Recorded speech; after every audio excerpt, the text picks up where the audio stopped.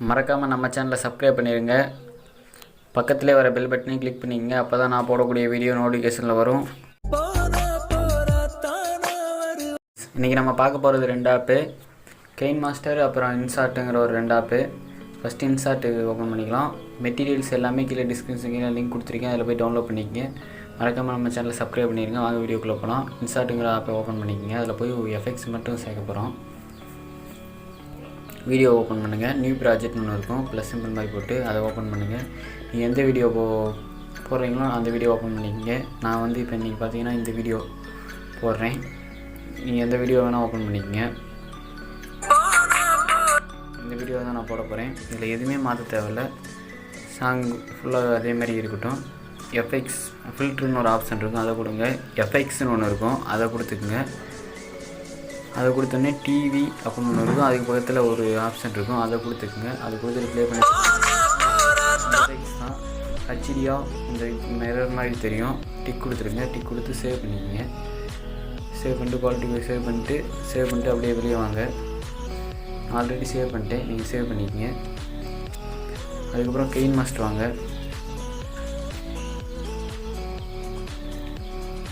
Kinemaster வந்துட்டுனே 16.9 YouTube size கொடுங்க. அந்த சைஸ்க்கு தான் நம்ம எடிட் பண்ணியிருக்கோம். மீடியா கொடுத்துருங்க. மீடியா கொடுத்து இந்த இன்ஷாட்டில் இருக்கிற அந்த வீடியோவை எடுத்து வச்சுக்கலாம். நான் இப்போ எடுத்து வச்சுக்கிறேன். எடிட் பண்ணது இந்த மாதிரி தான் இருக்கும் இந்த எஃபெக்ட்ஸு. அதுக்கப்புறம் நம்ம என்ன சேர்க்க போகிறோம்னா, எதுவுமே இல்லை, ஒரே ஒரு இமேஜ் மட்டும் சேர்க்க போகிறோம். நான் எடுத்துக்கிறேன் அந்த இமேஜை. கீழே டிஸ்கிரிப்ஷனில் லிங்க் கொடுத்துருக்கேன், அதில் அது மூலமாக போய் டவுன்லோட் பண்ணிக்கோங்க.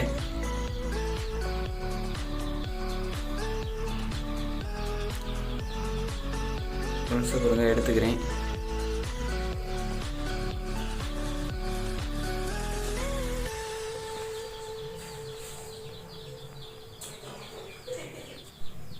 இப்போ நான் வந்து எடுத்துக்கிட்டேன். இந்த இமேஜ் தான். இந்த இமேஜ் இப்படி தான் இருக்கும். அப்படியே கொஞ்சம் ரொட்டேட் பண்ணுங்கள். ரொட்டேட் ஆகும். ரொட்டேட் என்ன கொஞ்சம் ஸ்கொய்ப் பண்ணுங்கள். ஸ்கொய்ப் பண்ணோடனே கொஞ்சம் ஃபிட்டாக வந்தோடனே இப்படி எடுத்து வச்சுக்கோங்க. ஏதாவது ஒரு ஓரத்தில் வைங்க. நான் இப்போ இந்த ஓரத்தில் வைக்கிறேன். கொஞ்சம் நடு சென்டர் பாயிண்டில் வைக்கிறேன். நடுவில் ஒரு கோடு மாதிரி தெரியும், அப்படின்னா சென்டராக இருக்குன்னு அர்த்தம். அப்படியே விட்டுருங்க. ஒரு இமேஜ் எவ்வளோ தூரம் வேணுமோ வீடியோ ஃபுல்லாக எடுத்து விட்டுட்டு இப்போ வந்து பாதி தான் தெரியுது, மீதியை காணோம். அப்படிங்கும்போது இந்த த்ரீ டாட் மாதிரி இருக்கும், அதை கிளிக் பண்ணி டூப்ளிகேட் கொடுத்துக்குங்க. டூப்ளிகேட் கொடுத்துட்டு இதில் மட்டும் இது கொஞ்சம் அப்படியே ஸ்கொயர் பண்ணிங்கன்னா ஸ்கொயர் ஆகும். அதேமாதிரி கொஞ்சம் நடு பாட்டில் அப்படி வச்சுக்கலாம். வச்சுக்கிட்டா வீடியோ ஃபுல்லாக வந்துடும். அந்த மாதிரி ப்ளே பண்ணி கேட்டுருவாங்க. எஃபெக்ட்ஸ் நல்லாயிருக்கும்.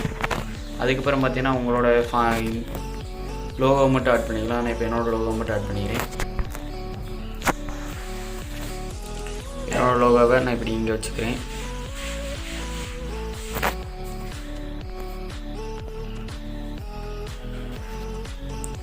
இப்போ அடுத்து இன்னொன்னே ஆட் பண்ணிக்கலாம்.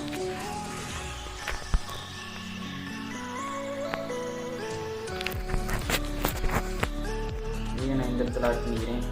இந்த இடத்துலையும் பார்த்தீங்கன்னா நடுவு சென்டரில் ஆட் பண்ணுறதுக்கு ஒரு கோடு மாதிரி தெரியும். அந்த இடத்துல போய் நடு சென்டர் ஆனோடனே கரெக்டாக வச்சுருங்க. அப்படி கரெக்டாக வச்சுட்டேன். இதே ஃபுல்லாக இழுத்து விட்டுக்கலாம். இழுத்து விட்டு இப்போ ப்ளே பண்ணி பார்த்தீங்கன்னா அவ்வளோதான்.